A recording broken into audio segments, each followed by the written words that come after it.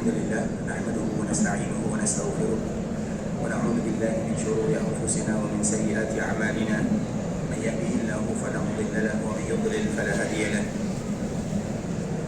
أشهد أن لا إله إلا الله وحده لا شريك له وأشهد أن محمدا عبده ورسوله لا نبي بعد أما بعد يا أيها الذين آمنوا اتقوا الله حق تقاته ولا تموتن إلا وأنتم مسلمون يا أيها الناس اتقوا ربكم الذي خلقكم من نفس واحدة وخلق منها زوجها وبث منهما رجالا كثيرا ونساء واتقوا الله الذي تساءلون به والأرحام إن الله كان عليكم رقيبا يا أيها الذين آمنوا اتقوا الله وقولوا قولا سديدا يصلح لكم أعمالكم ويغفر لكم ذنوبكم ومن يطع الله ورسوله فقد فاز فوزا عظيما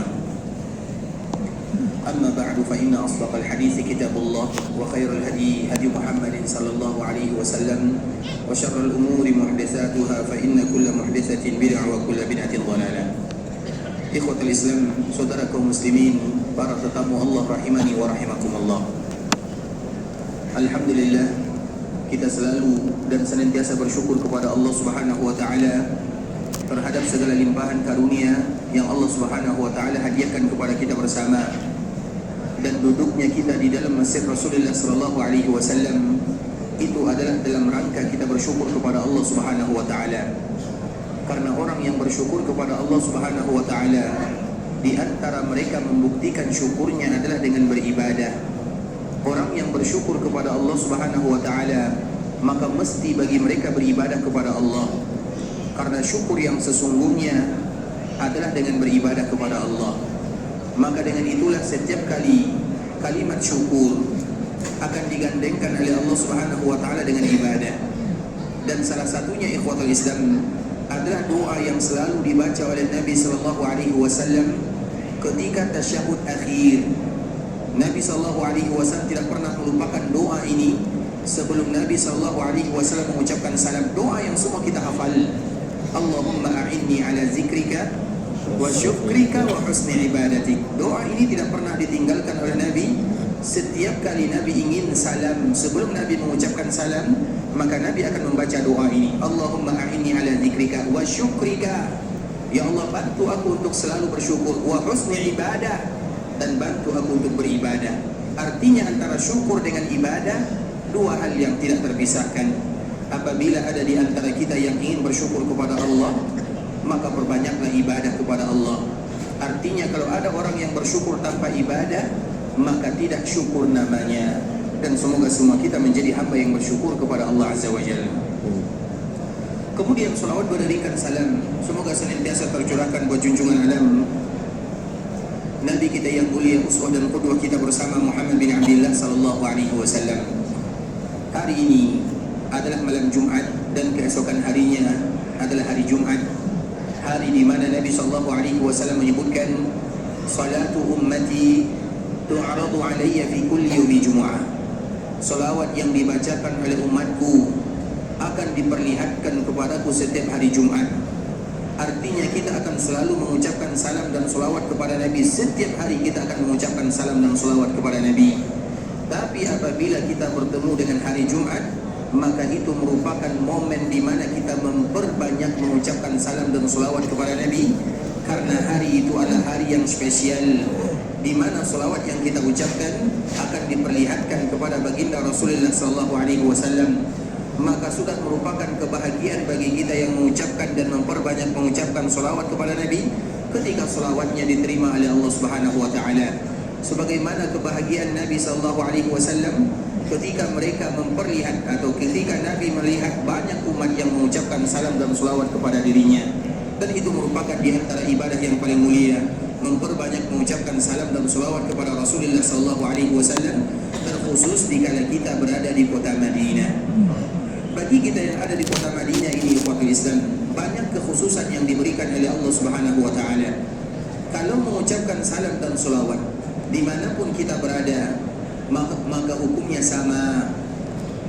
Sebagaimana hadis Nabi sallallahu alaihi wasallam yang diriwayatkan dari cucu Nabi itu sendiri.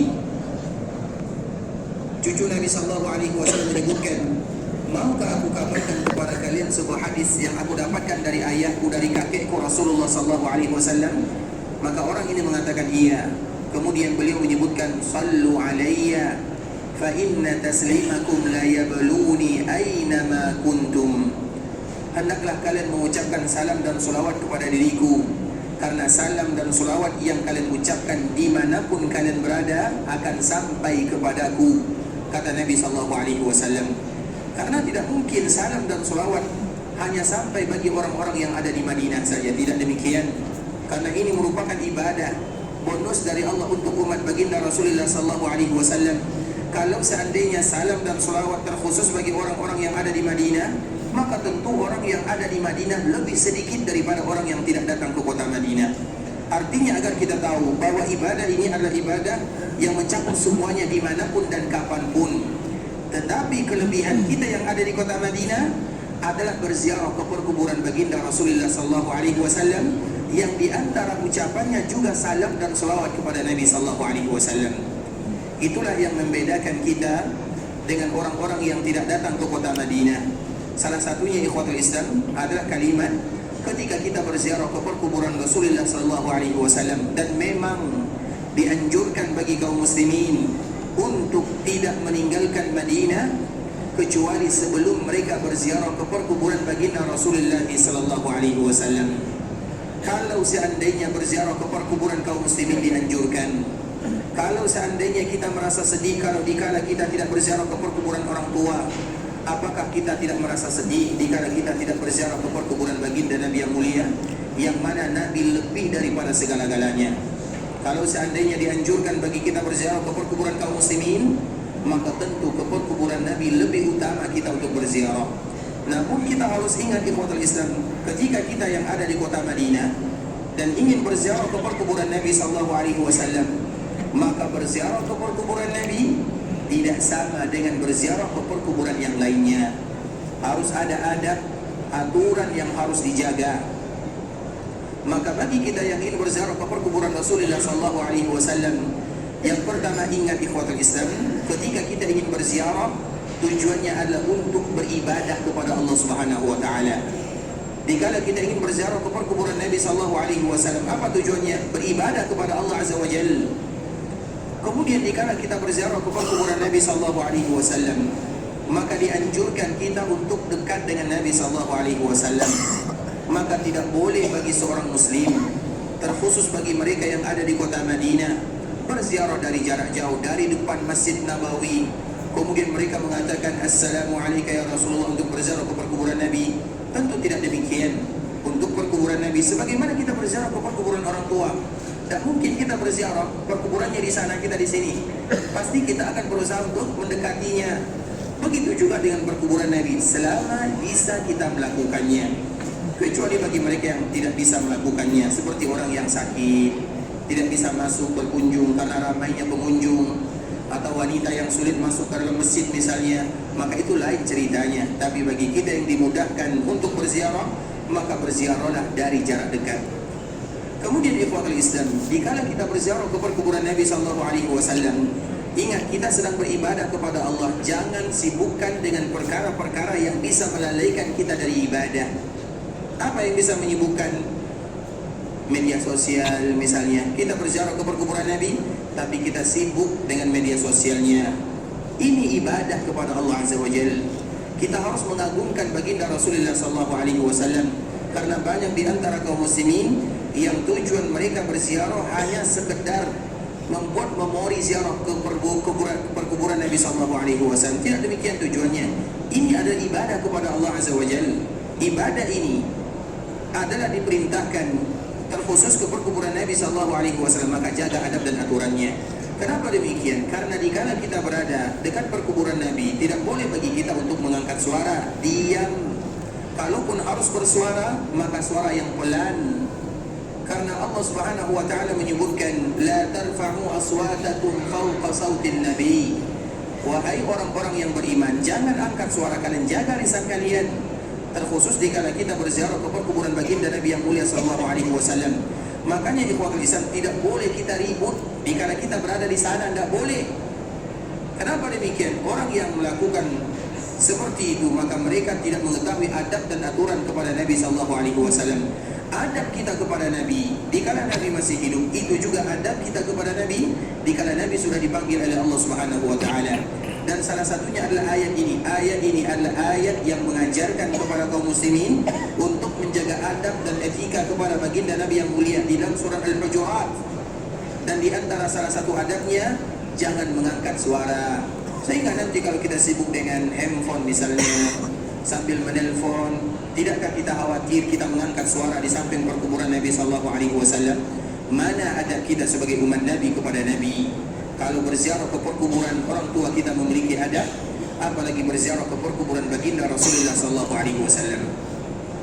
Kemudian ikhwatul Islam, yang terpenting dari itu semua, dan ini poin yang paling penting, dikala nanti Allah mudahkan bagi kita berziarah ke perkuburan Nabi, maka kita tidak hanya sekedar lewat begitu saja. Ada kalimat-kalimat yang harus kita baca, yang mesti diketahui oleh kaum muslimin. Dan di antara doa yang paling indah diucapkan oleh kaum muslimin ketika mereka berziarah ke perkuburan Nabi, Assalamu alayka ya Rasulullah wa rahmatullahi wa barakatuh, sallallahu wa sallama wa baraka alayka wa jazaka afdala ma jaza nabiyan an ummati. Itulah kalimat yang dianjurkan bagi kita mengucapkannya ketika kita berziarah ke perkuburan baginda Rasulullah sallallahu alaihi wasallam. Ada yang sudah hafal? Ada yang sudah tahu doanya? Kita ulang lagi ikhwatul Islam, jangan sampai tidak hafal. Kalau tidak hafal, tidak boleh keluar dari Madinah. Karena ini merupakan di antara salah satu adab kita kepada baginda Rasulullah sallallahu alaihi wasallam. Bukankah itu merupakan kalimat yang paling indah yang kita aturkan kepada Nabi? Makanya bagi kita yang ingin berziarah ikhwatul Islam, ucapkanlah kalimat ini. Assalamu alayka ya Rasulullah wa rahmatullahi wa barakatuh, sallallahu wa sallama wa baraka alayka wa jazaka afdala ma jaza nabiyan an ummati. Assalamu alayka ya Rasulullah, keselamatan untukmu ya Rasulullah, wa rahmatullahi wa barakatuh, rahmat dan keberkahan dari Allah. Sallallahu, Allah mengucapkan salam dan salawat kepadamu. Wa sallama wa baraka alaika, Allah juga memberikan keberkahan kepadamu. Wa jazaka, semoga Allah memberikan balasan afdal, balasan yang terindah, ma jaza nabiyan an ummati, sebagaimana Allah memberikan balasan kepada para nabi untuk umatnya. Ini merupakan di antara doa yang paling singkat kita ucapkan dikala kita berziarah ke perkuburan Nabi.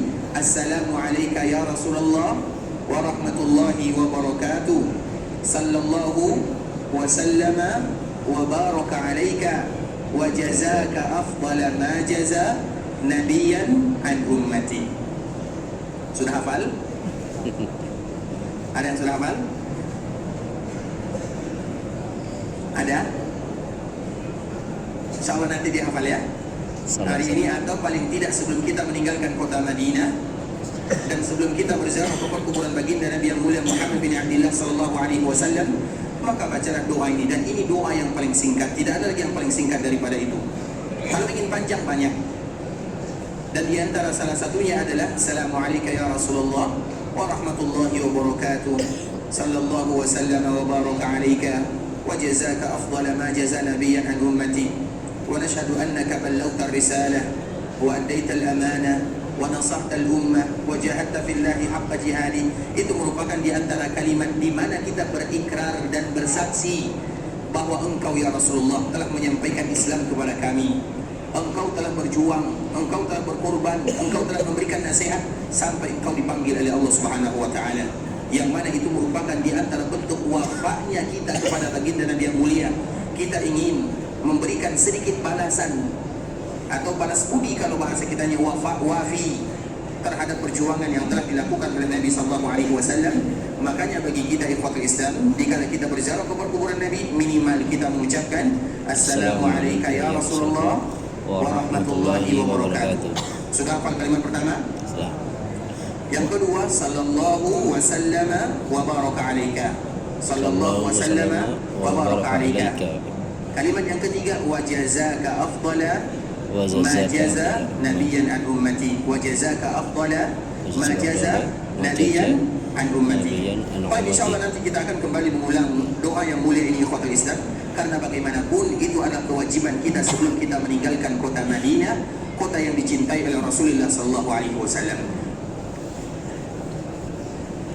Ikhwatul Islam, saudara kaum muslimin, para tetamu Allah rahimani wa rahimakumullah.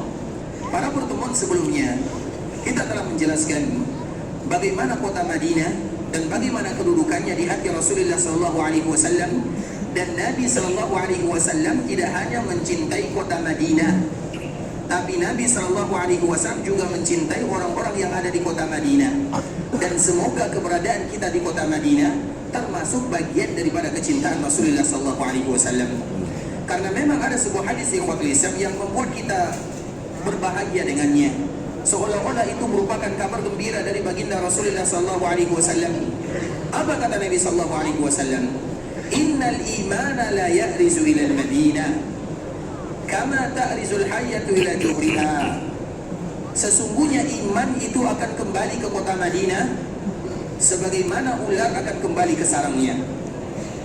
Kalau kita perhatikan hadis ini, hadisnya biasa-biasa saja. Dari mana datang kabar gembiranya? Ternyata kalau seandainya kita betul pahami ikhwatul Islam, maka itu merupakan kabar gembira bagi mereka yang ada di kota Madinah, baik mereka yang sebagai penduduk Madinah, atau mereka yang tinggal di kota Madinah, atau mereka yang datang ke kota Madinah. Semuanya mendapatkan bagian doa tersebut. Nabi SAW menyebutkan innal imana la ya'rizu ilal Madinah.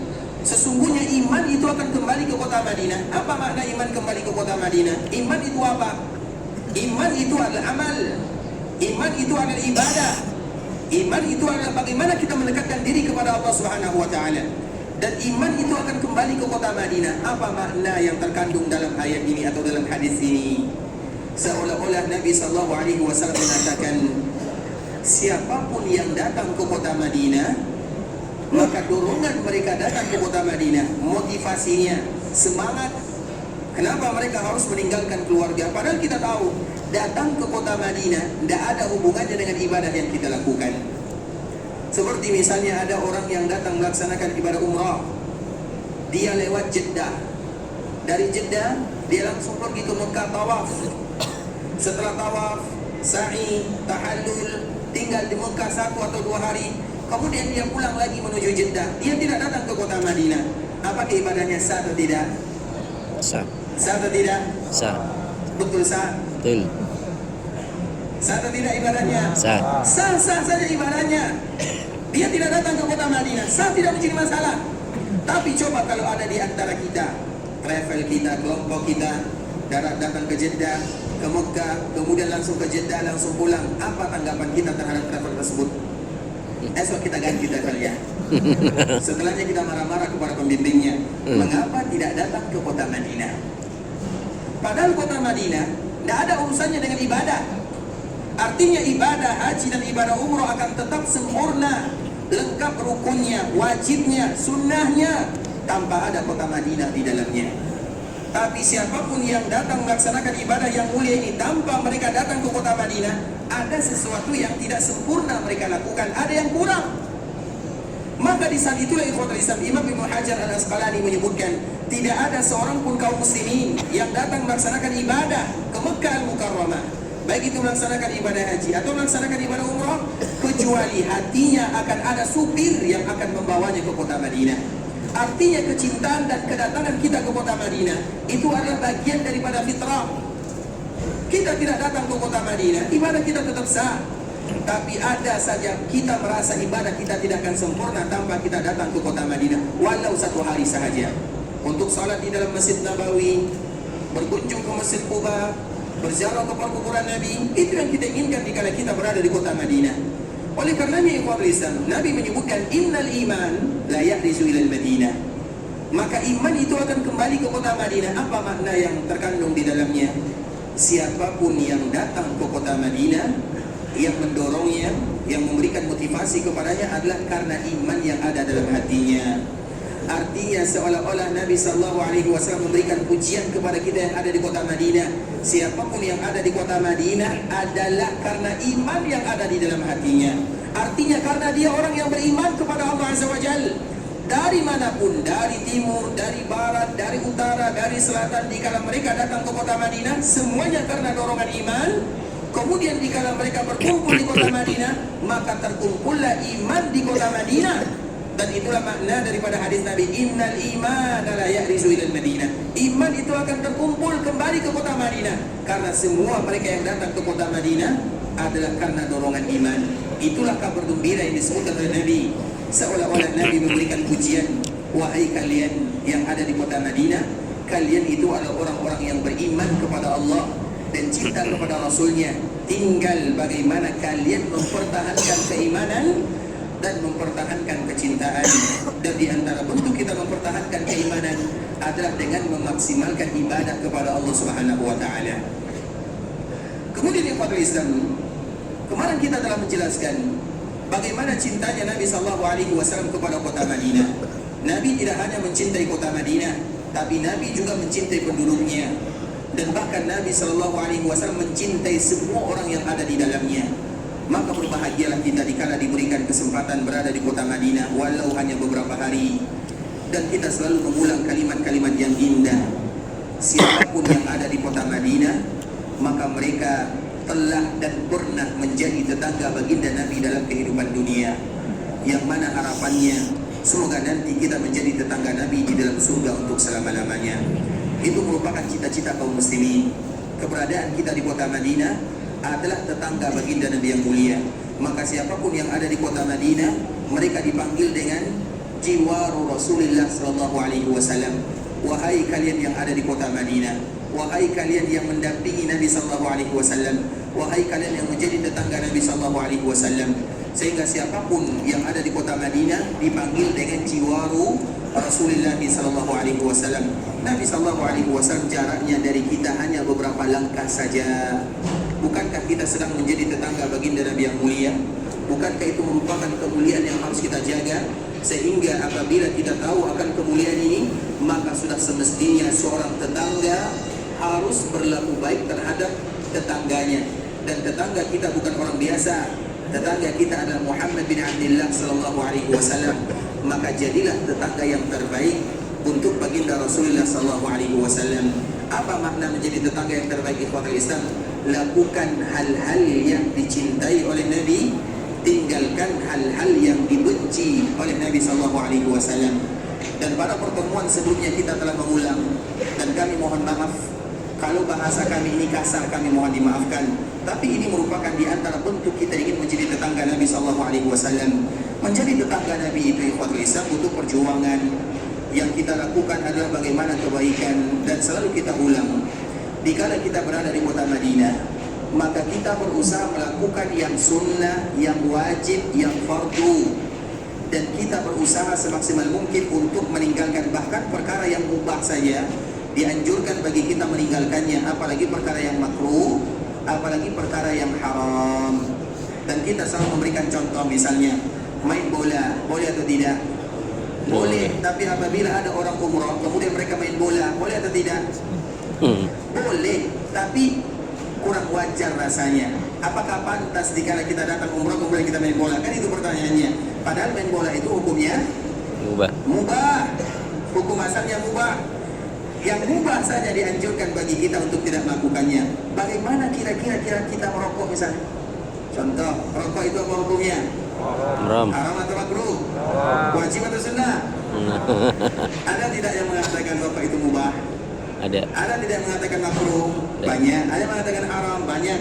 Terlepas daripada hukum, tapi pantas tidak kita melakukan dikala kita berada di kota Madinah. Bukankah main bola saja yang boleh saja hukumnya? Dianjurkan bagi kita untuk tidak melakukannya. Bagaimana perkara-perkara yang dimakruhkan atau diharamkan? Kami mohon maaf ya, terutama bagi yang masih suka merokok, kami mohon maaf, karena itu sesuatu yang rasanya tidak pantas dikala kita berada di kota Nabi, apalagi kita sedang menjadi tetangga Nabi SAW. Bahkan kita selalu memberikan analogi ikhwatul Islam. Nabi, di antara salah satu yang dipesan oleh Nabi, siapapun yang memakan buah ini, fala yaqrabanna masjidana. Siapapun yang memakan buah ini tidak boleh dekat ke dalam masjid kami, kata Nabi. Kemudian para ulama menjelaskan buah itu apa. Kira-kira buah itu apa? Maka ditafsirkan buah itu adalah bawang merah dan bawang putih. Bawang putih itu halal atau haram? Halal. Halal, ikhwatul Islam, boleh dimakan. Tapi Nabi mengatakan kalau ada orang yang memakan ini tanpa dimasak tentunya, karena biasanya orang-orang yang ada di sini bahkan sebagian kaum muslimin memakannya mentah. Kemudian ikhwatul Islam, Nabi mengatakan kalau ada yang memakannya tidak boleh masuk dalam masjid, padahal itu sesuatu yang halal. Apa kata Nabi? Siapapun yang memakan bawang merah, bawang putih, kemudian mereka masuk masjid mengganggu kaum muslimin, maka kami akan usir dia ke perkuburan Baqi'. Kalau yang halal saja diusir ke perkuburan Baqi', berarti yang makruh dan yang haram diusir ke perkuburan Uhud. Bisa dipahami ya kaum Islam? Artinya, coba lihat, karena kita sedang menjadi tetangga Nabi SAW. Ini mohon maaf ya, memang banyak di antara kita yang masih diuji oleh Allah. Kita tidak membahas tentang hukum dah, tapi yang kita bahas adalah karena kita sedang bertetangga dengan Nabi SAW. Adab dengan Nabi SAW, itu yang kita inginkan. Kita sudah meninggalkan semuanya, mengorbankan segalanya. Kemudian tiba-tiba yang kita bawa ke kota Madinah adalah satu dus rokok misalnya. Kita berada di kota Nabi SAW ingin beribadah. Kita ingin berdoa kepada Allah, ya Allah ampunkan dosaku, muliakan hidupku, lancarkan rezekiku, berikan kepadaku keturunan-keturunan yang saleh. Kemudian setelahnya kita melakukan perkara-perkara yang dimakruhkan atau kita mengatakan makruh atau yang diharamkan dalam agama. Bagaimana kita bertetangga dengan Nabi demikian di kota Madinah? Ini bukan masalah hukum, tapi ini adalah masalah Adab. Masalah adab bertetangga dengan baginda Rasulullah SAW. Mohon maaf ya kalau pedas sedikit nasihatnya, sehingga nanti masih yang masih punya rokok semuanya dibuang di tong sampah ya. Sepakat? Masih susah menjawabnya. Sepakat atau tidak? Sepakat. Ya Allah, aku buang ini karena Engkau ya Allah, dan terima amal ibadahku. Jadikan aku tetangga yang baik untuk baginda Rasulullah SAW. Itu adalah komitmen seorang muslim. InsyaAllah bisa ya? InsyaAllah. Bisa atau tidak? Semoga Allah Subhanahu wa Ta'ala memberikan kemudahan. Amin. Dan semoga dengan kita berikhlas selama-lamanya kita meninggalkan perkara ini. Tapi kalau terlepas daripada itu semua, kita kembalikan karena menjadi tetangga Nabi SAW itu adalah sebuah nikmat yang sangat luar biasa. Siapapun yang ada di kota Madinah, dia sedang bertetangga dengan Nabi SAW, maka jadilah tetangga yang baik. Karena orang yang ada di kota Madinah, Nabi sayang kepadanya, Nabi cinta kepadanya. Kemarin kita telah menjelaskan, tentunya yang pertama kali dicintai oleh Nabi SAW secara khusus adalah orang-orang Ansar. Dan kemarin kita menyebutkan ketika Nabi SAW ingin meninggal 2 hari sebelum meninggal, Nabi naik ke atas mimbar, kemudian Nabi SAW memberikan wasiat. Dan di antara wasiat Nabi, wahai kaum muslimin, karena sebelum Nabi meninggal, kaum muslimin sudah banyak tinggal di kota Madinah. Dan yang tinggal di kota Madinah bisa jadi muhajirin, bisa jadi ansar, bisa jadi sahabat. Dan mereka menginginkan tinggal di kota Madinah untuk belajar bersama Nabi SAW. Dan itu atas perintah Nabi SAW. Karena Nabi melarang sahabatnya tinggal di pedalaman. Kenapa Nabi melarangnya? Karena nanti kalau mereka tinggal di pedalaman, bagaimana mereka tahu agama Allah Azza wa Jalla? Dan kaum muslimin, mereka harus tahu tentang agama Allah, terkhusus sesuatu yang mereka lakukan siang dan malam. Kita harus tahu tentang syahadat, apa rukunnya, apa wajibnya, apa syaratnya. Kita harus tahu tentang salat, apa rukunnya, apa wajibnya, apa syaratnya, apa sunnahnya. Kita harus tahu tentang puasa, zakat, haji, umrah. Karena itu adalah ibadah yang akan kita kerjakan selalu siang dan malam. Makanya Nabi SAW melarang sebagian para sahabat tinggal di pedalaman agar mereka memahami agama. Sehingga banyak orang yang datang ke kota Madinah. Kemudian 2 hari sebelum Nabi SAW wafat, Nabi berdiri. Nabi tidak sanggup berdiri. Nabi lemah, sakit. Kemudian Nabi memaksakan dirinya untuk berdiri, bangun, dibantu oleh para sahabatnya. Kemudian di saat itulah Nabi memberikan pesan terakhir kepada umatnya, wahai umatku, ingatlah hak yang harus kalian tunaikan kepada orang-orang Ansar. Kalian harus jaga mereka. Kalau mereka melakukan kebaikan, terima walaupun sedikit. Kalau seandainya di antara mereka melakukan kesalahan, maka maafkan kesalahan mereka. Itu adalah wasiat Nabi SAW kepada kaum muslimin. dan itu adalah bentuk Nabi berbalas jasa kepada orang-orang Ansar, mereka yang mengorbankan dirinya untuk Nabi SAW. Makanya kita lihat di ikhwatul Islam, perjanjian pertama antara Nabi dengan Ansar hanya sekedar menolong Nabi di kala mereka atau di kala Nabi berada di kota Madinah. Makanya ketika Nabi dari Mekah kemudian datang ke kota Madinah, maka janji orang-orang Ansar mereka akan menolong Nabi SAW selama Nabi berada di kota Madinah. Kemudian dikala terjadi perang Badar, Badar itu berada di luar Madinah. Kemudian Nabi dikala terjadi perang Badar, Nabi bermusyawarah dengan para sahabatnya karena musuhnya banyak, lengkap.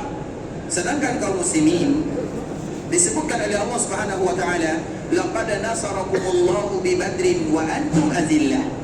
Ingatlah ketika Allah memberikan pertolongan kepada kalian dikala terjadi perang Badar dan kalian dalam keadaan terhina. Apa makna kaum muslimin berada dalam keadaan terhina? Tidak ada persiapan untuk berperang. Kuda hanya 2, unta yang itu merupakan kendaraan hanya 70 ekor saja, dan jumlah kaum muslimin antara 313 sampai 319 dengan kendaraan yang biasa ala kadarnya. Kuda, kalau bahasa kitanya kuda itu Al-Qurannya cuma 2. Coba bayangkan pasukan yang begitu banyak. Kemudian alat pedang ala kadarnya, karena memang kaum muslimin tidak ingin berperang. Kemudian ketika Nabi SAW melihat pasukannya, Nabi memberikan musyawarah atau Nabi bermusyawarah. Kenapa Nabi bermusyawarah? Karena yang banyak ikut dalam perang Badar itu adalah orang-orang Ansar, bukan orang Muhajirin. Sehingga dikala Nabi bermusyawarah, maka semua orang Muhajirin mereka mengatakan, ya Rasulullah, kita maju, kita tidak akan mundur. Karena Nabi hanya ada 2 pilihan, maju melawan orang-orang Quraisy atau mundur ke kota Madinah. Kalau mundur, kaum muslimin kalah dan mereka akan dipermalukan. Kalau maju, jumlah mereka sedikit. Kalau maju, tidak ada persiapan. Maka Nabi tentunya bermusyawarah dengan sahabatnya. Maka yang menjawab adalah orang-orang Muhajirin. Orang Muhajirin mengatakan, Abu Bakar, Umar, Utsman, Ali dan sahabat yang lainnya, ya Rasulullah, kita maju. Wajar orang Muhajirin mengatakan yang demikian, karena memang itu ada di antara tujuannya. Tapi jumlah mereka sedikit. Dalam perang Badar itu jumlah orang Muhajirin hanya kurang lebih 60 sahaja. Berarti sisanya berapa? Berapa? 240. 200 lebih berapa? 200 lebihnya. Berapa sisa? Agar kita tahu berapa jumlah orang Ansar. Berapa jumlahnya? 200? Jangan 553. 259. 9. Betul nih? Tanya kepada Islam, kurang lebih 250-an, 253 atau 259. Terlepas daripada itu semua, Muhajirin 60, Al-Ansar 250-an. Tentu tidak dibandingkan. Dan kesepakatan Ansar, mereka akan menjaga Nabi kalau Nabi berada di kota Madinah. Tapi sekarang Badar sudah berada di luar Madinah. Maka di saat itulah Nabi menunggu pendapat orang-orang Ansar. Apa kata orang-orang Ansar? Agar kita tahu bagaimana sayangnya Ansar kepada Nabi. Maka Al-Ansar mengatakan, ya Rasulullah, ketahuilah, kami tidak akan pernah mengatakan sebagaimana yang dikatakan Bani Israel kepada Nabi Musa. Karena kejadiannya sama-sama berjihad di jalan Allah. Hanya saja umat Nabi Musa mengatakan, izhab anta wa rabbuka faqatila inna hauna qa'idun. Itu adalah kalimat yang keluar dari lisan Bani Israel. Wahai Musa, pergilah kamu bersama Tuhanmu, pergi kalian berperang, kami duduk di sini. Sehingga Nabi Musa bersedih dengan kalimat yang keluar dari lisan umatnya. Nabi Musa murka, marah. Fafruq bainana wa bainal qaumil fasikin. Ya Allah, aku tidak lagi mau bersama mereka, pisahkan kami. Maka itulah hukuman Allah kepada Bani Israel. Dan pada akhirnya mereka berpisah dengan Nabi Musa untuk selama-lamanya.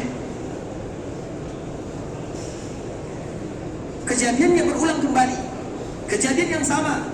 Karena Nabi Musa dikala disuruh berjihad di jalan Allah, jumlah mereka juga sedikit. Begitu juga dengan Nabi dikala berjihad di jalan Allah, jumlah mereka juga sedikit dalam keadaan lemah. Kejadiannya sama, jawabannya berbeza. Apa jawaban orang-orang Ansar? Ya Rasulullah, la naqulu kama qalat Bani Israel. Kami tidak akan pernah mengatakan sebagaimana ungkapan Bani Israel kepada Nabi Musa. Bukan itu yang kami ucapkan. Tapi kami mengatakan, izhab anta wa rabbuka faqatila inna ma'akum muqatilun. Ya Rasulullah, pergilah kamu bersama Tuhanmu berjihad, berjuang. dan kami akan selalu ikut serta berjuang bersamamu. Jawabannya berbeza. Yang satu, pergi kamu, kami duduk di sini. Sedangkan umat Nabi, kamu pergi ya Rasulullah, kami pun akan ikut bersamamu. Di dalam riwayat yang lain disebutkan, para sahabat menyebutkan, ya Rasulullah, kemanapun engkau ikut kami akan pergi. Kalau engkau mendaki gunung kami akan ikut. Kalau engkau perintahkan kami untuk menyeberangi lautan kami akan ikut. Kami tidak akan pernah meninggalkan dirimu. Kami selalu berada di kananmu, di kirimu, di depanmu, di belakangmu. Kami akan selalu menjagamu.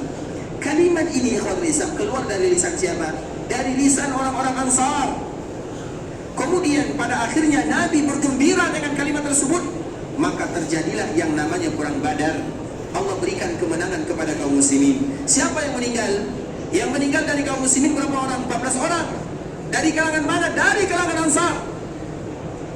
Begitu juga dikala terjadi perang Uhud.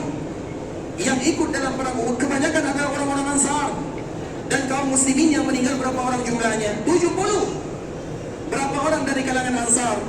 Dari kalangan Muhajirin hanya 4 orang yang meninggal.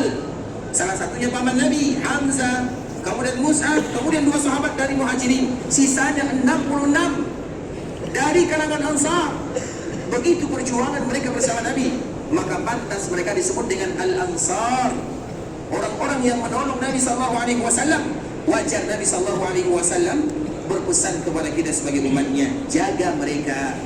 Karena mereka lah yang selalu berjuang bersama baginda Rasulullah SAW. Mereka yang menyediakan tempat tinggalnya untuk Nabi dan kaum muslimin. Madinah ini, makanya di antara salah satu nama kota Madinah adalah Ad-Dar. Di antara salah satu nama kota Madinah adalah Ad-Dar.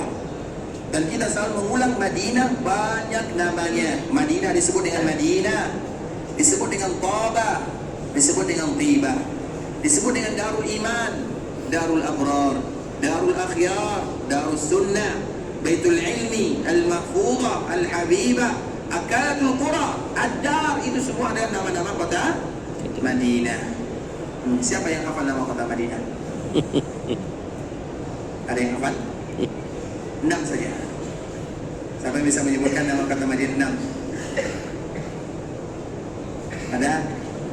Kalau tidak ada kita tutup saja pengajian hari ini. Esok kita sambung. Berarti tidur semua ya? Siapa bisa mengulang nama-nama kota Madinah?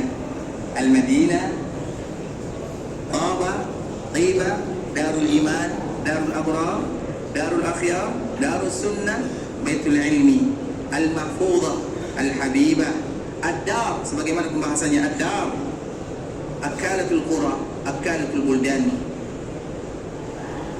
Al-Asimah, Al-Balad, Al-Amin. Masih banyak lagi nama-nama kota Madinah. Dan Madinah memiliki lebih daripada 100 nama. Siapa yang bisa menyebutkan 10 nama saja? 10 saja. Nama-nama. Ada? 5 lah, 5. 5. Kalau 5 tak dapat ini bahaya nih.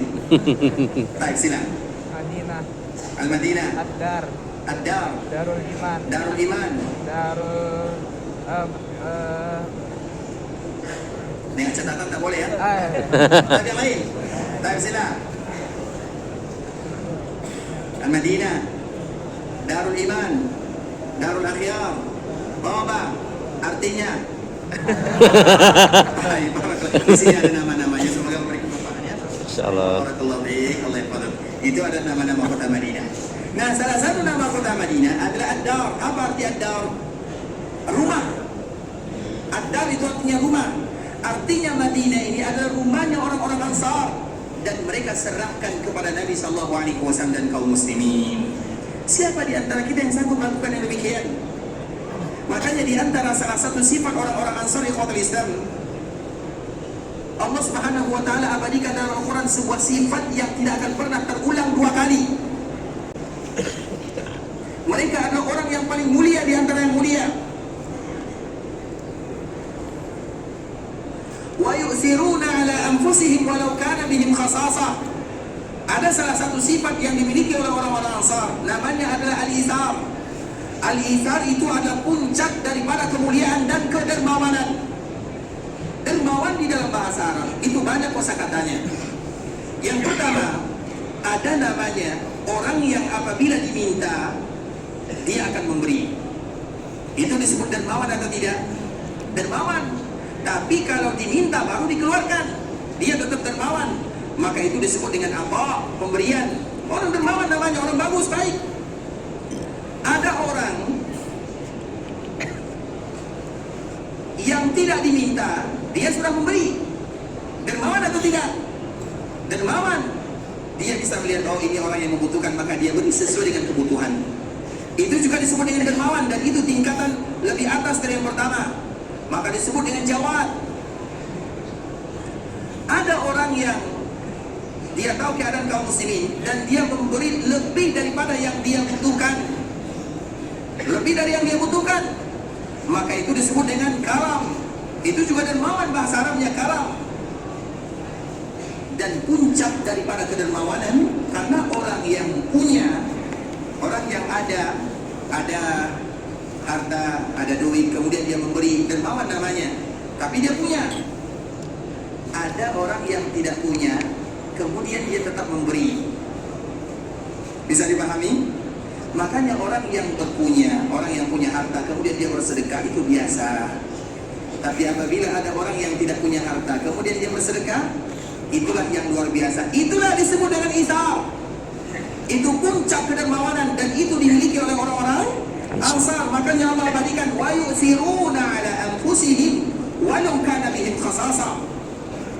Wa yu'thirun, isar, mereka akan mendahulukan orang-orang yang datang, mendahulukan Nabi.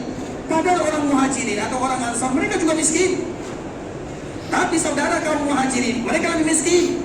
Mereka rela berbagi harta. Siapa di antara kita yang ingin bagi hartanya dua? Satu untuknya, satu untuk kawannya? Tidak ada.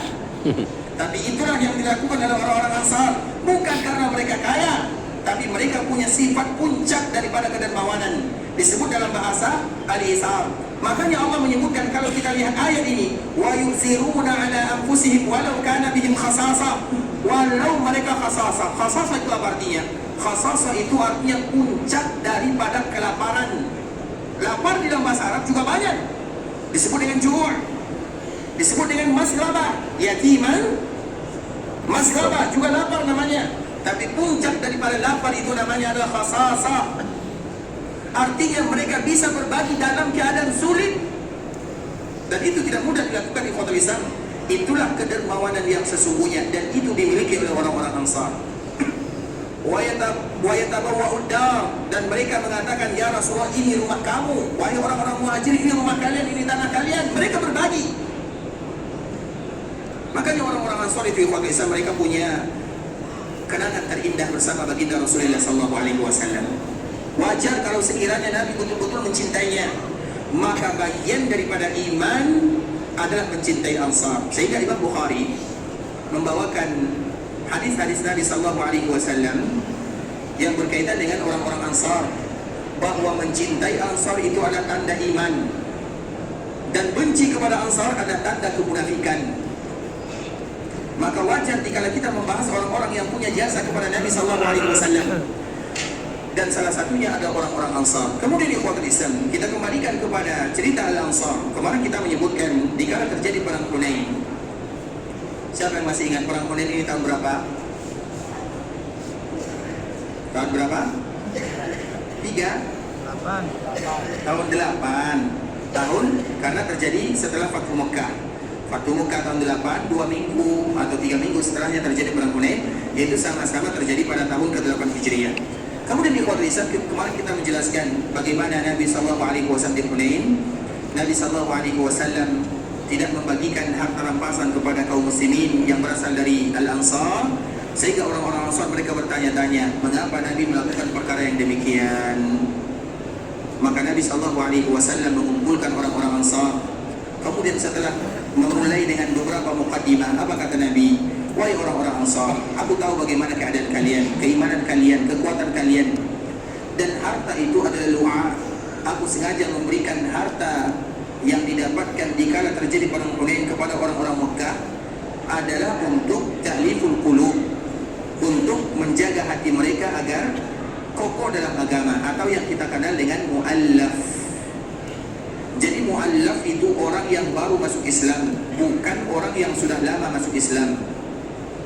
Orang yang 10 tahun masuk Islam masih disebut dengan mu'allaf atau tidak? Masih disebut mu'allaf atau tidak? Tidak lagi. Kalau disebut dengan mu'allaf, maka Abu Bakar mu'allaf, Umar juga mu'allaf, semua sahabat juga mu'allaf. Jadi mu'allaf itu yang baru masuk Islam, itu yang pertama. Yang kedua, yang diharapkan keislamannya, dia bukan muslim. Misalnya kita punya tetangga, dia bukan muslim, kita selalu berbagi makanan, berbagi hadiah, dan kita berharap dia masuk Islam. Itu juga disebut dengan mu'allaf. Kalau kita punya rezeki berlebih, salah satunya zakat harta, berikan kepada mereka dengan tujuan supaya mereka masuk, itu disebut dengan mu'allaf. Kemudian juga disebut dengan mu'allaf orang yang mungkin agak sedikit nakal lah.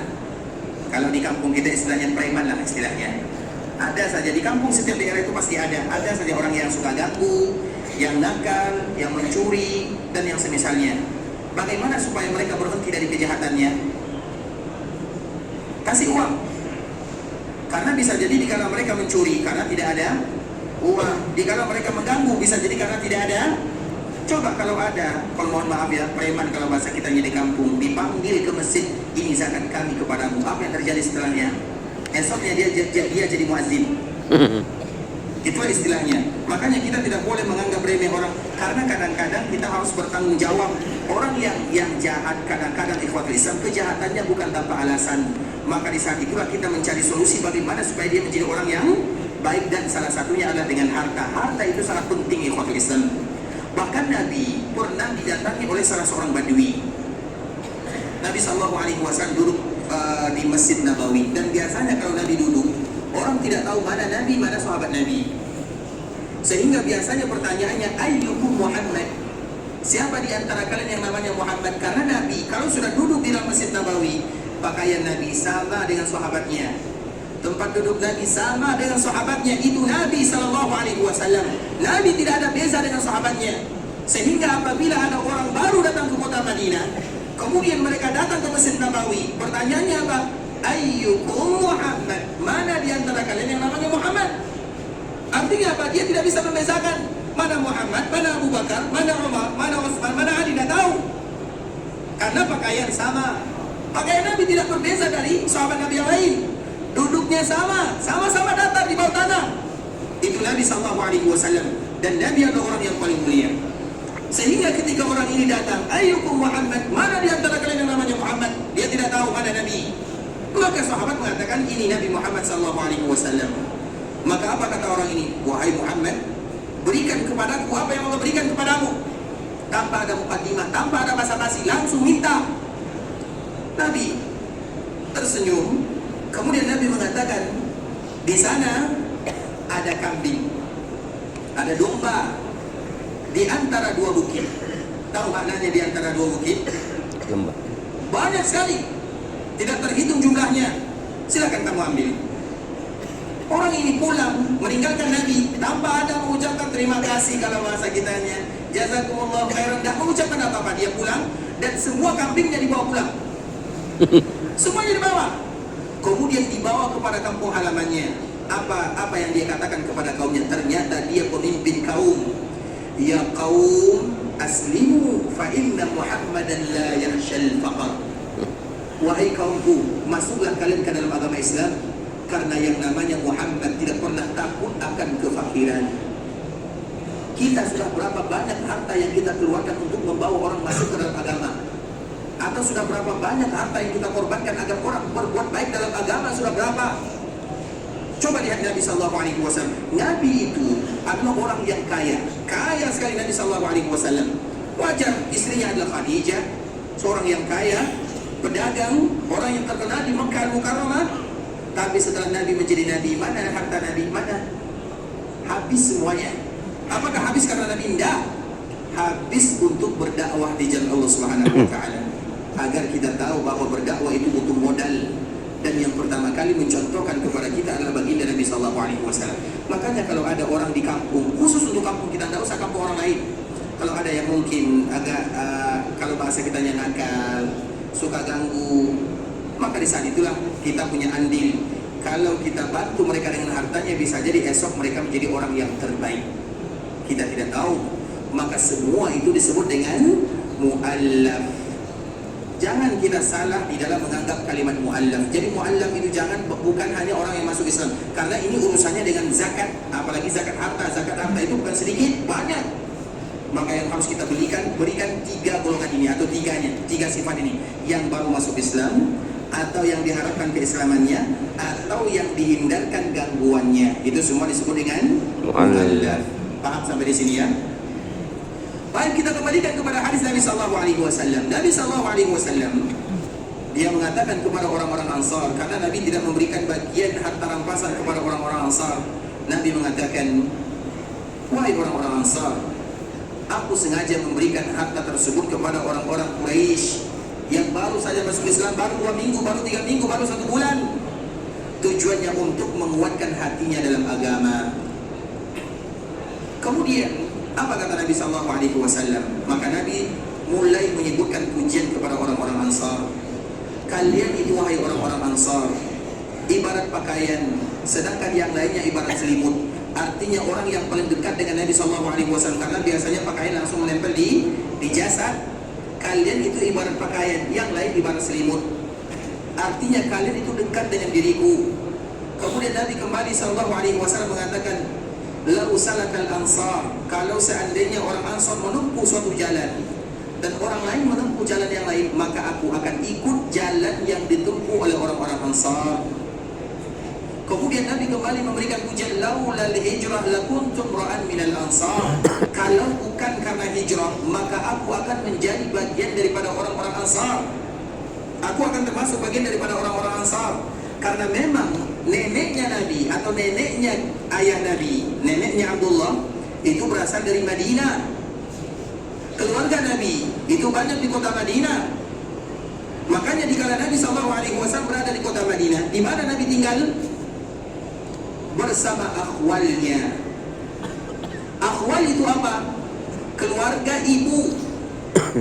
Misalnya kita punya ayah, saudara ayah, apa bahasanya? Paman. Saudari ayah, apa panggilannya? Bibi.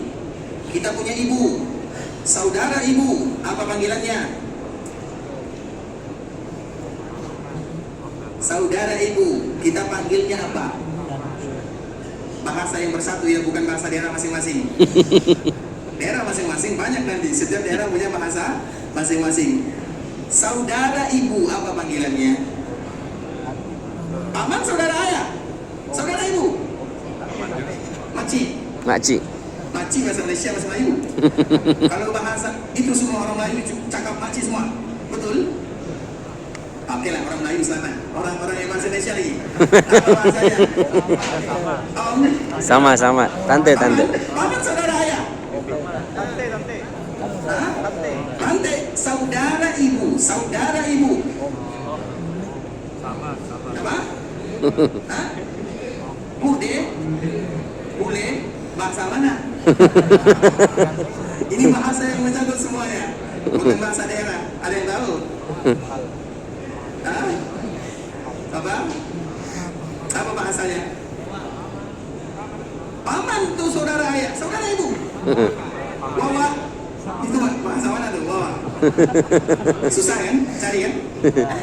Berarti kita kembalikan ke bahasa Arab, khal. Ya, kita kembalikan ke bahasa Arab, khal. Khalun akhwal. Kalau saudari ibu, apa panggilannya? Bahasa kita, bukan bahasa Arab. Apa panggilannya? Susah kan? Agar kita tahu ternyata kita itu banyak hutangnya kepada bahasa Arab ya. Karena bahasa Arab itu bahasa yang paling banyak kosakatanya. Dan orang yang paling banyak hutangnya ke dalam bahasa Arab adalah orang Melayu. Kalau bahasa Indonesia hutangnya ke bahasa Arab kurang lebih 5.000 kata. Kalau orang Melayu bisa jadi 10.000 kata. Makanya banyak bahasa kita Melayu yang diambil dari bahasa Arab, mahmal, kursi, apa lagi bahasa-bahasa. Bahkan sampai sekarang ada namanya tulisan Arab Melayu, agar kita tahu bahwa kita itu banyak memiliki hutang kepada bahasa Arab. Karena memang bahasa Arab itu memiliki jumlah kata lebih daripada 12 juta kosakata. Sedangkan bahasa Inggris yang semuanya kita tahu itu hanya memiliki kurang lebih 600.000. Coba bayangkan perbandingannya.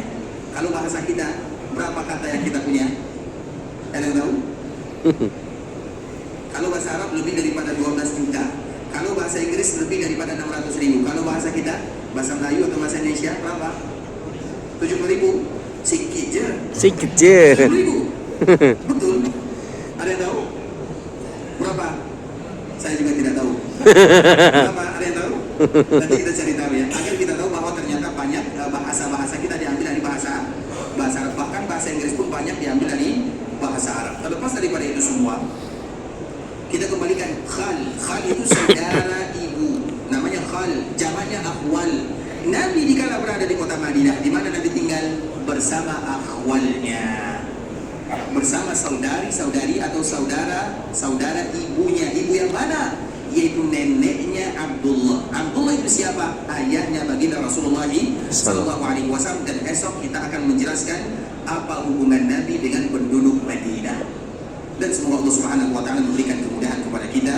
Amin. Untuk pembahasan ini tujuannya tidak lain tidak bukan agar kita mengetahui kewajiban dan hak yang harus kita lakukan selama kita berada di kota Madinah, karena kota Madinah memiliki hak yang harus kita tunaikan.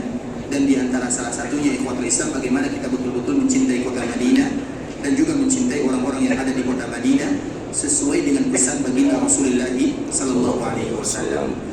Yang benar dari Allah Subhanahu wa Ta'ala, yang salah dari diri kami pribadi karena kurangnya ilmu kami, karena kebodohan, karena kejahilan, karena ketidaktahuan kami mohon dimaafkan kalau ada kata-kata yang salah, kalimat-kalimat yang kurang tepat, bahasa-bahasa yang kurang bagus, penyampaian yang kurang berkenan, yang kurang berkesan, kami mohon dimaafkan. Dan kita selalu memberikan motivasi kepada kaum muslimin, terkhusus bagi kita yang ada di dalam Masjid Nabawi.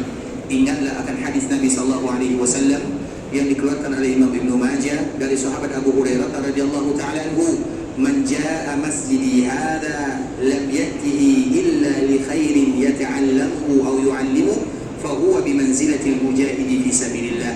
Sesiapapun yang ada di dalam Masjid Nabawi untuk belajar kebaikan, belajar agama, membaca ayat-ayat Allah atau hadis-hadis Nabi, fa huwa bi manzilatil mujahidi fi sabilillah, maka saat dia melakukan yang demikian sama statusnya dengan orang yang sedang berjihad di jalan Allah Subhanahu wa Ta'ala.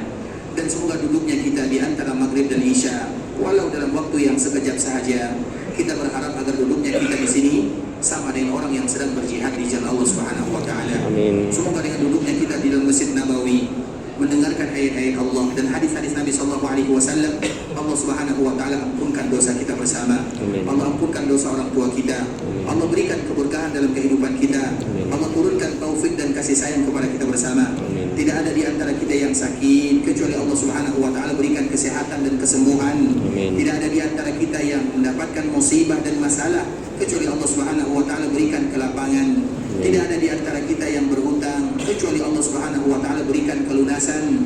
Tidak ada di antara saudara kita yang meninggal kecuali Allah Subhanahu wa Ta'ala berikan kasih sayang. Amin. Kalau ada di antara kita yang ingin meninggalkan Madinah menuju Makkah Al-Mukarramah untuk beribadah kepada Allah, semoga Allah menerima semua amal ibadahnya. Amin. Allah kabulkan setiap doa dan permintaannya. Allah jadikan ibadah umrah yang mereka lakukan adalah umratan mabrurah wa sa'yan mashkura wa dzamban maghfura. Kalau ada di antara kita yang habis waktunya ingin meninggalkan tanah haram Makkah dan Madinah, pulang ke kampung halamannya, semoga ini bukan perjalanan pertama dan yang terakhir. Amin. Semoga senantiasa diberikan kesempatan dan panggilan untuk melaksanakan ibadah yang mulia, ibadah haji dan ibadah umrah. Semoga Allah Subhanahu wa Ta'ala memberikan kemudahan dalam perjalanan, kemudahan dalam setiap urusan, dilancarkan setiap perkara, dan kembali berjumpa dengan keluarga dalam keadaan sehat walafiat. Semoga Allah Subhanahu wa Ta'ala berikan kepada kita keikhlasan dalam setiap amal ibadah. Allah berikan kepada kita istiqamah dalam agama, dan Allah tutup usia kita dalam keadaan husnul khatimah.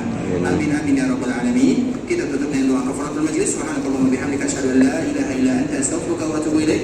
Wa sallallahu wa sallim ala nabiyyina wa habibina wa khalilina wa sayyidina Muhammadin wa ala alihi wa sahbihi wa sallam tasliman katsira. Assalamualaikum warahmatullahi wabarakatuh.